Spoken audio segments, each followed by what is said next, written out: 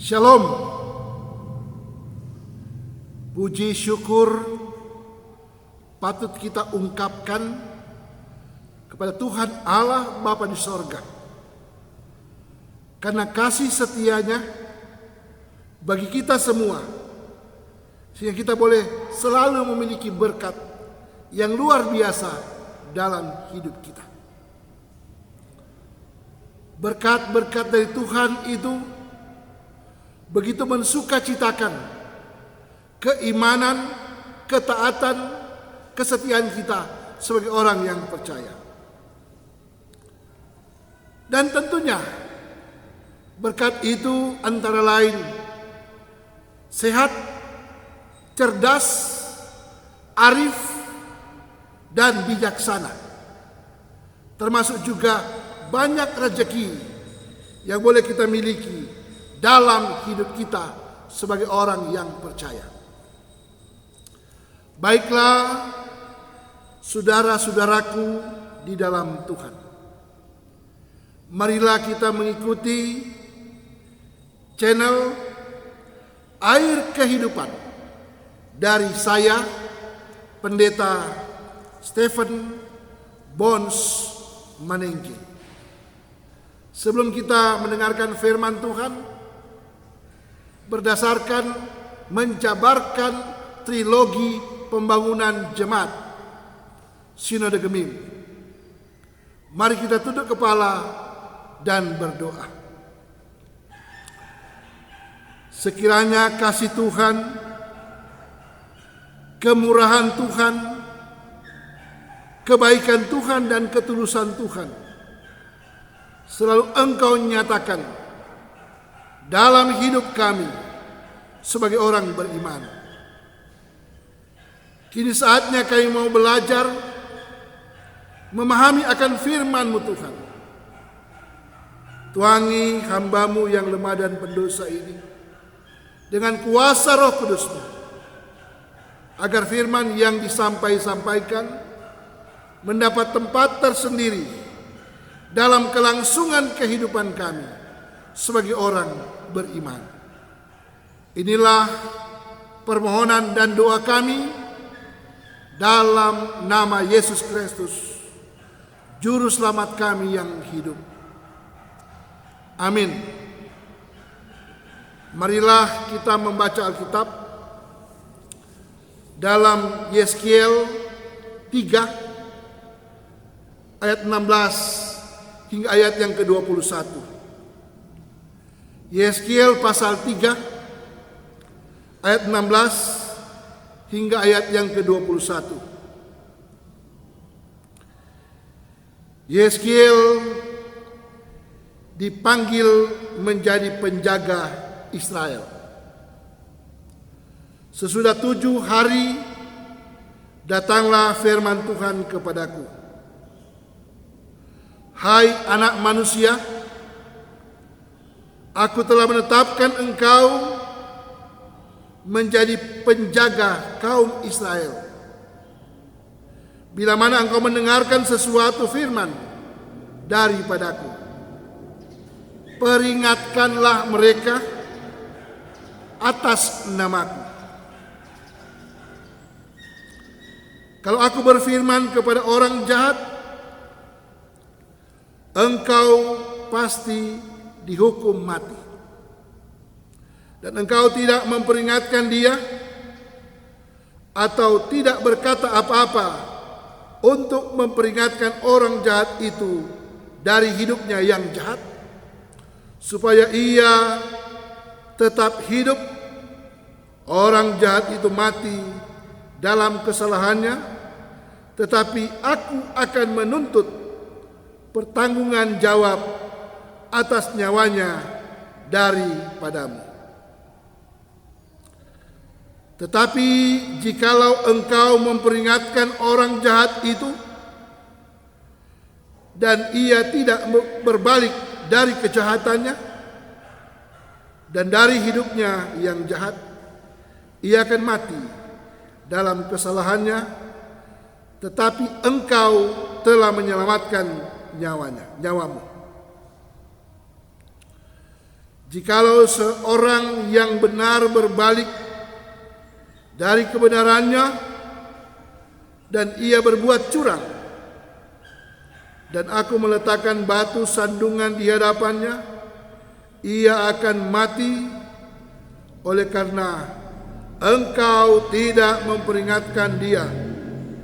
Ia akan mati dalam dosanya dan perbuatan-perbuatan kebenaran yang dikerjakannya, tetapi akan diingat-ingat. Tetapi aku akan menuntut pertanggungan jawab atas nyawanya daripadamu. Tetapi jikalau engkau memperingatkan orang yang benar itu supaya ia jangan berbuat dosa, dan memang tidak berbuat dosa, ia akan tetap hidup sebab ia mau menerima peringatan, dan engkau telah menyelamatkan nyawamu. Demikianlah firman Tuhan. Yang berbahagia ialah mereka yang mendengarkan firman, bahkan memberlakukan firman itu dalam kehidupan kesehariannya. Tuhan Yesus memberkati. Tema perenungan firman kita saat ini ialah tugas pelayanan memperingatkan cara hidup jemaat. Sahabat Kristiani yang dikasihi Tuhan, Yeskiel adalah seorang nabi yang bernubuat pada masa pembuangan di Babel sekitar tahun 596 sampai 571 sebelum Masehi. Yeskiel berasal dari keturunan imam besar di Yerusalem. Ia seorang imam anak busi di negeri orang Kasdim di tepi sungai Kebar. Yeskiel terpanggil sebagai nabi setelah 5 tahun ia berada di tempat pembuangan atau berada di Babel yang disebut dengan orang Kasdim. Jadi Yeskiel mempunyai 2 gelar sekaligus, sebagai seorang imam dan sebagai nabi Tuhan. Tugas Yeskiel sebagai nabi Allah adalah menjadi penjaga bagi kaum Israel. Saudara-saudara, tugas kenabian, yakni penyambung lidah Allah untuk memperingatkan umat Israel yang tegar hati, yang tidak setia, dan yang mau saja tetap bertahan dalam kejahatan dan dosa, termasuk penyembahan berhala. Peran dan fungsi menegur, ini peran dan fungsi kenabian. Menasihati dan menghibur umat Allah atau umat Israel yang waktu itu memang sedang berada dalam situasi terbuang dalam penderitaan mereka. Karena itu ia menekan pembaruan hati dan jiwa dan bertanggung jawab atas dosa-dosanya sendiri. Jadi Israel harus mempertanggungjawabkan kepada Bapa di sorga, terkecuali ada pertobatan. Saudara-saudaraku di dalam Tuhan, Nabi Yeskiel juga menyatakan harapannya akan pembaruan hidup bagi Israel, yang pada saat itu ternyata umat Yehuda di dalam kelompok-kelompok kecil berupaya untuk memelihara jati diri mereka dengan berusaha untuk membangun rumah sebagai tempat mereka tinggal, sekaligus mau datang kepada Tuhan untuk beribadah, berusaha untuk menanam pohon anggur, termasuk membina keterampilan-keterampilan, membuat inovasi-inovasi yang ada. Dan di situ mereka merasa nyaman dengan situasi, dengan kondisi, dengan keadaan di saat mereka terbuang, terpedaya dengan pembuangan tersebut. Suka tidak suka, mereka harus menjalankan pembuangan tersebut. Saudara-saudara, rupanya yang dimaksud dengan penjaga adalah penjaga kehidupan moralitas bangsa Israel. Artinya, Yeskiel bertugas untuk memperingatkan Israel tentang kejahatan-kejahatan, tentang dosa-dosa, hal-hal yang buruk yang mereka lakukan melawan kehendak Tuhan. Hal inilah yang menjadi tugas penting yang diemban oleh seorang nabi Allah, termasuk Yeskiel, yakni menyuarakan suara nabiya bagi umat gembalaan Allah tersebut. Dalam situasi terbuang, sepertinya bangsa Israel telah kehilangan jati diri, identitas kehambaan mereka, kehormatan mereka sebagai umat Tuhan. Karena itu, pertama kita melihat Yeskiel boleh tampil sekiranya sesuai dengan tugasnya sebagai nabi yang menjaga Israel supaya tidak hidup dalam kesesatan dan dosa. Hal yang kedua, bagaimana peran dan fungsi umat Tuhan Israel dalam menjaga jati diri mereka, keberadaan mereka, sebagaimana mereka ini adalah umat gembalaan Allah.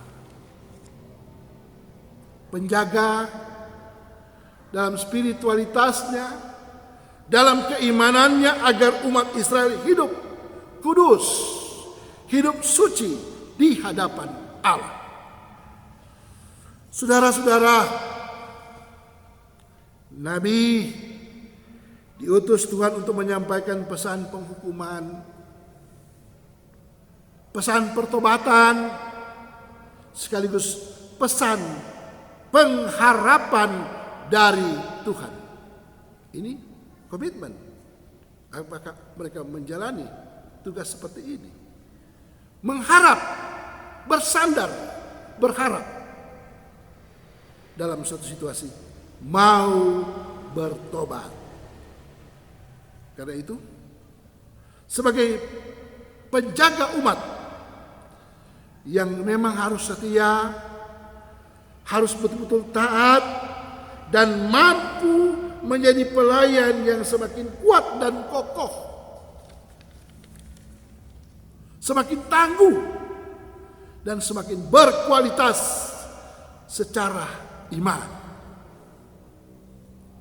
2 Timotius 3 ayat 16 mengatakan, segala tulisan yang diilhamkan Allah memang bermanfaat untuk mengajar, untuk menyatakan kesalahan, untuk memperbaiki kelakuan, dan untuk mendidik orang dalam kebenaran. Itulah fungsi. Setiap orang diperlengkapi dengan firman yang menyapa setiap orang dalam berbagai konteks yang ada. Setiap orang diperkenankan untuk menjadi saksi, hamba, pelayan Allah selama ia masih berkarya di tengah-tengah dunia yang fana ini. Kebenaran yang dimaksudkan bukanlah pembenaran yang diberlakukan dalam hidup seseorang atau banyak orang. Setelah mereka mempertahankan supaya dia tidak malu katanya, maka dia berusaha untuk cari akal, melaksanakan hal yang sebenarnya tidak benar, tapi dia melaksanakan, dialah kebenaran itu sendiri. Idealnya orang benar akan tetap hidup dalam kebenaran, bukannya orang-orang yang tetap hidup dalam kebejatan dan dosa. Allah memilih para hambanya termasuk Nabi Imam Yesaya untuk memperingatkan umat Israel, umat pilihan Allah, umat kembalaan Allah, supaya hidup di dalam Tuhan, hidup di dalam Dia. Itulah sebabnya tanggung jawab untuk memperingatkan orang banyak adalah tugas spiritual, tugas keimaman, tugas sebagai seorang hamba Allah, sebagai seorang nabi dari para nabi Tuhan yang ditugaskan untuk membarui ketaatan iman mereka yang sudah tersesat, tapi mereka dirangkul kembali oleh sang nabi karena disuruh oleh Allah Bapa di sorga sebagai perantara. Sebab itu kelalaian tindakan-tindakan dosa adalah sikap yang tidak bertanggung jawab terhadap realitas umat Allah yang sesuai dengan bahasa firman Allah yang kudus. Apalagi tindakan arif dan bijaksana harus ditampilkan dalam hidup di masa yang lalu, bahkan di masa kini, saudara-saudara. Karena itulah bagian dari kriteria penting bagi umat Allah di bumi ini dan secara khusus dalam pemilihan pemimpin-pemimpin gereja di waktu yang akan datang. Ingat baik-baik, tanggal 15 Oktober, hari Jumat, akan dipilih pelayan khusus, yakni diaken dan penatua. Dan hari Minggu, tanggal 17 Oktober, akan dipilih ketua yang akan dipenatuakan serta komisi pelayanan kategorial, bapak, ibu, pemuda, remaja, anak, termasuk perangkat pelayanan yang ada. Inilah satu kenyataan yang harus kita tampilkan. Dan Gemim sebagai gereja Tuhan di bumi ini sedang mempersiapkan memilih yang terbaik, yang layak untuk dipilih sebagai hamba Allah yang betul-betul memberi citra, pandangan Allah, teladan Allah yang luar biasa semasa ia hidup dan berkarya di aras jemaat, wilayah, dan sinode tentunya. Para pemimpin kita yang layak untuk ditampilkan dalam kuasa Roh Kudus yang dia boleh miliki dalam hidup kesehariannya. Paling tidak, mereka ini merupakan orang-orang pilihan Allah yang terpilih dan terpanggil sesuai dengan kriteria yang baik, berkarakter Kristiani, berhikmat dan penuh dengan Roh Kudus. Karena itu saudara-saudara, andalkan Tuhan dalam hidup saudara. Soli Deo Gloria. Haleluya. Amin. Mari kita berdoa. Kami sudah mendengarkan firman-Mu Tuhan. Sekiranya firman ini layak untuk kami miliki, dan keteladanan itu layak untuk kami tampilkan dalam hidup ini, dalam tugas pelayanan yang memang yang semestinya memperingatkan bagaimana cara hidup sebagai jemaat Tuhan di tengah-tengah dunia ini. Terima kasih ya Tuhan, di dalam nama Yesus Kristus, Juru Selamat kami yang hidup. Amin. Sobatku yang setia mengikuti dan menonton channel Air Kehidupan dari saya, Pendeta Stephen Bons Manengke. Tapi jangan lupa setelah ditonton channel ini, jangan lupa saudara sekalian memberikan subscribe, like, share, dan memberikan komentar-komentar. Terima kasih semuanya sobatku yang setia. Ecclesia Reformata Semper Reformanda. Terpujilah nama Tuhan. Pakatuan wo pakalawiran. God bless.